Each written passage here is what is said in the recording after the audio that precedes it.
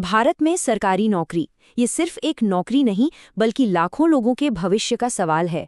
पर सोचिए, क्या हो जब इन परीक्षाओं को कराने वाले सिस्टम पर ही गंभीर सवाल उठने लगे। आज हम कर्मचारी चयन आयोग यानी एसएससी से जुड़े कुछ ऐसे ही परेशान करने वाले पैटर्न को समझेंगे जो दी गई सोर्स सामग्री में सामने आए हैं।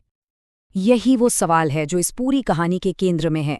एक ऐसा सवाल जो एक बहुत ही अजीब पैटर्न की तरफ इशारा करता है, और इस पैटर्न को समझने के लिए हमें थोड़ा सा पीछे जाना होगा।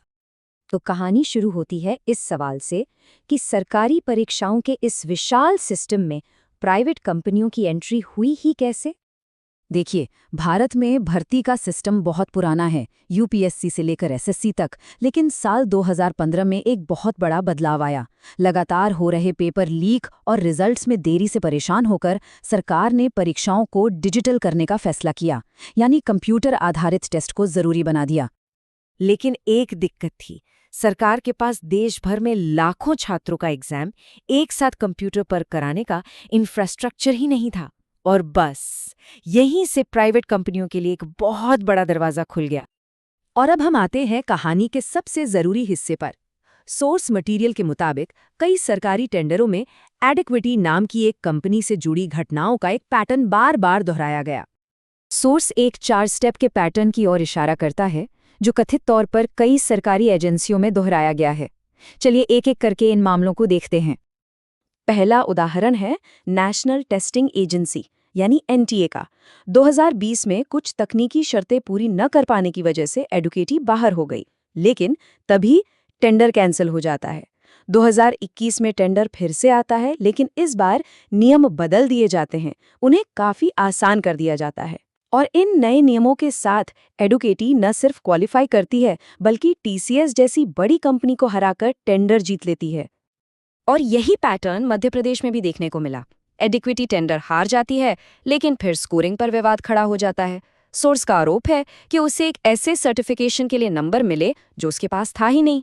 नतीजा, जो कंपनी जीती थी उसका टेंडर रद्द कर दिया गया और 1 साल बाद एडिक्विटी ने नया टेंडर जीत लिया। और ये सब हमें इस कहानी के सबसे बड़े हिस्से तक ले जाता है, कर्मचारी चयन आयोग का वो कॉन्ट्रैक्ट जिसकी वैल्यू बहुत ज्यादा है। तो एसएससी टेंडर में क्या हुआ? यहाँ नियमों में कई बार बदलाव किए गए। पहले तो छात्र क्षमता और पैसे की ज़रूरतों को कम किया गया जिससे एडिक्विटी बोली लगा सकें। फिर जब वो टेक्निकल राउंड में टीसीएस से हार गई तो टेंडर ही कैंसिल कर दिया गया। और जब टेंडर दोबारा निकला तो खेल के नियम ही बदल दिए गए। टेक्निकल क्षमता का महत्व घटा दिया गया और सबसे कम बोली का महत्व बढ़ा दिया गया। और इस बदले हुए नियम का नतीजा क्या निकला? एडिक्विटी ने एक स्टूडेंट पर सिर्फ 17 रुपये 10 पैसे की बोली लगाई, जो टीसीएस की 31 रुपये की बोली से काफी कम थी, और टेंडर जीत लिया। चलिए अब इन कॉन्ट्रैक्ट्स और नियमों की दुनिया से बाहर निकलकर देखते हैं कि इसका जमीनी स्तर पर यानी परीक्षा देने वाले छात्रों पर क्या असर हुआ। सोर्स के मुताबिक इसका असर सीधा छात्रों पर पड़ा।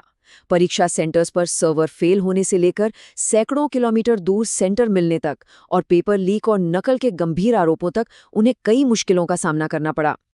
ग्वालियर का ये खास मामला बहुत चर्चा में रहा, जिसने परीक्षा की ईमानदारी पर गंभीर सवाल उठाए। एक ही सेंटर से जो एक राजनेता से जुड़ा था, इतने सारे छात्रों का क्वालिफाई होना कई लोगों के लिए एक बहुत बड़ा रेड फ्लैग था। और ये लाइन इन सारी लॉजिस्टिक दिक्कतों के पीछे के इंसानी पहलू को सामने लाती है। जब परीक्षा सेंटर सैकड़ों किलोमीटर दूर दिए जाते हैं तो ये कई छात्रों के लिए सिर्फ एक परेशानी नहीं बल्कि एक बहुत बड़ा आर्थिक और मानसिक बोझ बन जाता है। आखिर में चलिए कुछ फिनेंशियल आंकड़ों को देखते हैं और उन बड़े सवालों पर गौर करते हैं जो ये पूरी कहानी अपने पीछे छोड़ जाती है। एडिक्विटी की रेवेन्यू ग्रोथ की कहानी भी दिलचस्प है। कोविड के दौरान जहां कंपनी का रेवेन्यू करीब 7 करोड़ रुपए था, वहीं एसएससी कॉन्ट्रैक्ट मिलने के बाद इसके 273 करोड़ रुपए सालाना तक पहुंचने का अनुमान है। इससे अंदाजा लगाया जा सकता है कि ये कॉन्ट्रैक्ट कितना बड़ा था। तो ये सब मुमकिन कैसे हुआ? सोर्स सहायक सेवाओं नाम के एक क्लॉज की तरफ इशारा करता है।